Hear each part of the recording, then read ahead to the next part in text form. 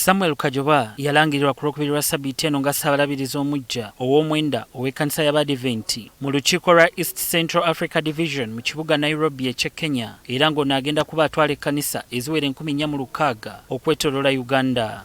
Ono bw'abadde ayogerako ne bannamawulire ku kkanisa ya Makerere Seventh Day Adventist Church atubuulidde bwe yawulidde amangu ddala nga kyajja afuna amawulire ag'okumuwa obuvunaanyizibwa obunene bwe buti. Nga nakafuna ebintu ebyo nga babintegeezezza.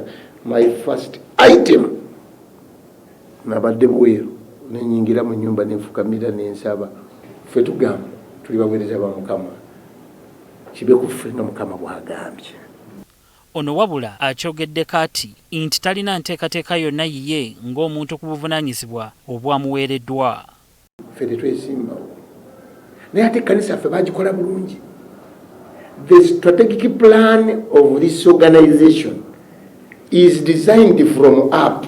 Wakati ng'eggwanga libuguumiridde olw'akalulu ka 2026, Pastor Kajoba asabye bannaddiini obutageza kweyingiza mu byabufuzi ebiyinza okubalemesa okubuulira ekigambo kya Katonda.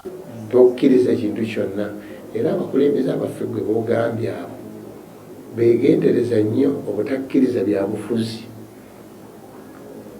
kuvuga kkanisa kuva ku mulamwa singa osanze twatimbyemu gundi gwewagira kati gwoyina gwewagira ng'ebifaananyi bye byonna birimu byonna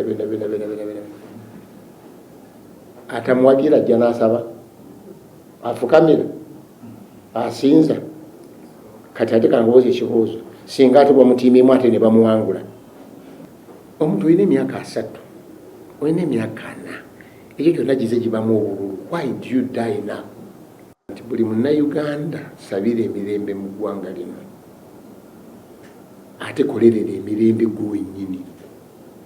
Tusookera ku gavumenti kubanga yo twagiwa obuvunaanyizibwa n'etugamba nti ejja kutukuuma n'ebintu byaffe. Twagala okusaba gavumenti yo yennyini yebeesooka okukuuma emirembe.